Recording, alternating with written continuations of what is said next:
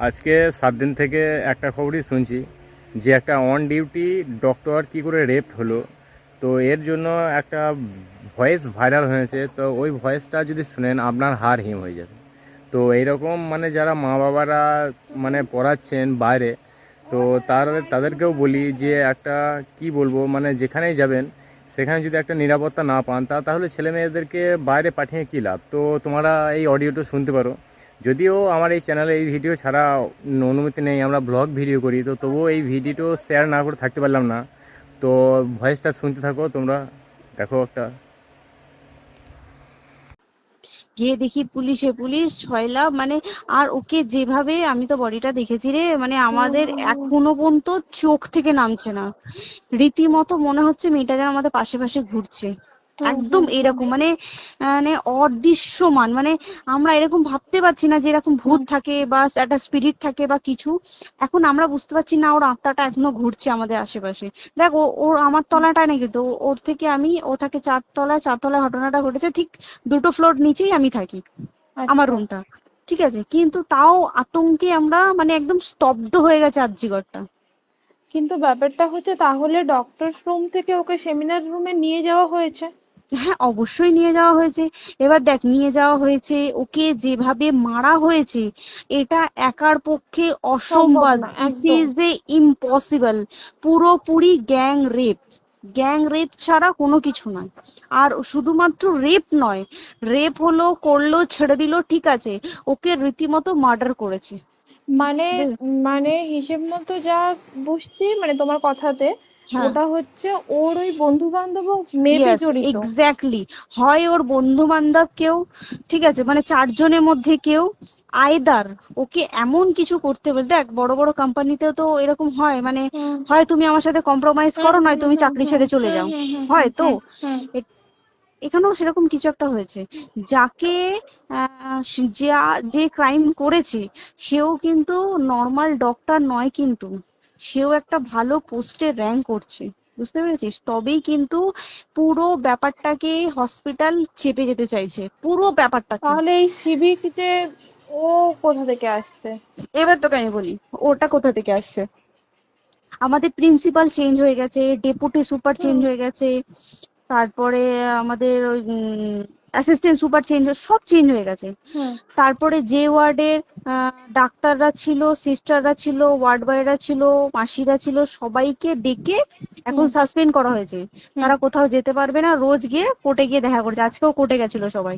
হুম। তারপরে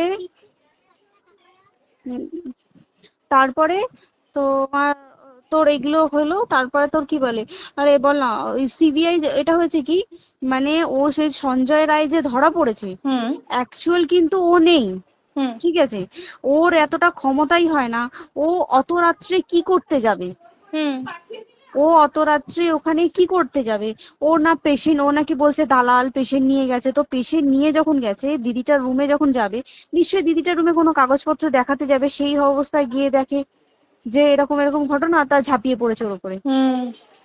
এরকম কিছু কি, তাও কিছু নয়, শুধু গেছে, দেখছে ড্রিঙ্ক অবস্থায়, ওকে ক্যামেরায় দেখা গেছে ড্রিঙ্ক অবস্থায় গেছে আর এসছে, এইটুকুই দেখা গেছে। তারপরে হচ্ছে কি, তোর অনেক রকম, এখানে অনেক রকম ব্যাপার আছে। যে দিনকে ঘটনাটা ঘটে তার ঠিক 2 দিন পরে ওই সেমিনার বাথরুমের অজুহাত দিয়ে সেম ডক্টর যে রুমের হুম দেওয়ালটা আছে ওই হুম দেওয়ালটা ভেঙে দিয়েছে। কেন? প্রথমে ওকে বললো সুসাইড করেছে, আমাদের যখন ফার্স্ট খবর আছে তখন সুসাইড করেছে।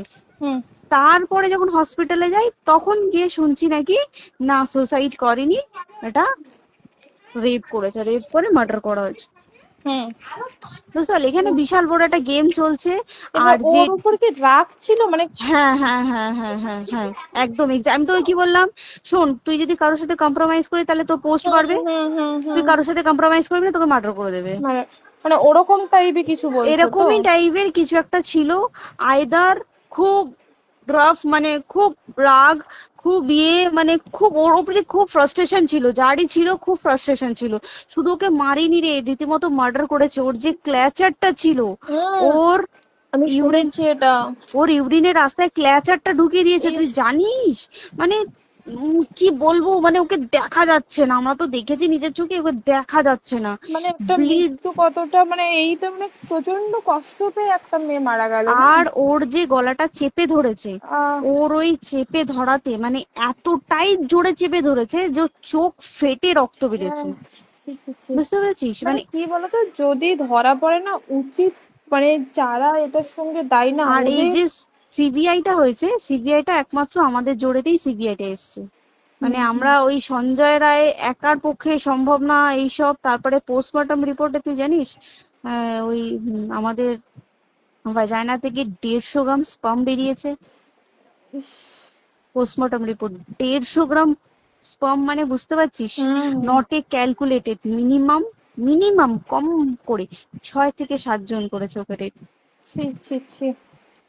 ওই জন্যই তো আমরা এতটা বেশি ভাইলেন্ট হয়ে গেছি, বুঝতে পেরেছিস? আর তারপরে আমাদের দেখো, একটা মেয়ে তার কাজের জায়গাতেই ছিল, এমনটা নয় যে রাস্তাঘাটে কোনো বিপদ, ও তার কাজের জায়গাতেই আরে সেফ নয়। শোন, দেখ বড় বড় কোম্পানিতে কি হয়, রুমের ভেতরে এগুলো হয়, মানে ধর রুমের ভেতরে হলো, যেমন কল সেন্টারে হয়, নাইট হুম, শিফটে হুম, হয়, হুম, হুম। এইগুলো একসেপ্টেবল। বাট হসপিটাল হচ্ছে কিন্তু এমন একটা আরজি এরিয়া, করের মতো একটা, হ্যাঁ।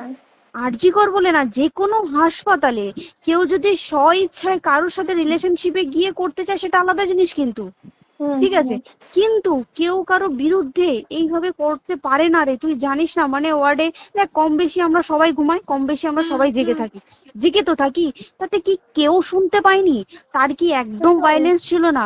যদি কেউ না শুনতে পারে, তাহলে ওর খাবারে কেউ কিছু মিশিয়েছিল। আর আপনারা কমেন্ট অবশ্যই করবেন এর পরিপ্রেক্ষিতে কি এর শাস্তি কি হওয়া উচিত, তো কমেন্টে অবশ্যই লিখবেন। তো জয় হিন্দ, বন্দে মাতরম।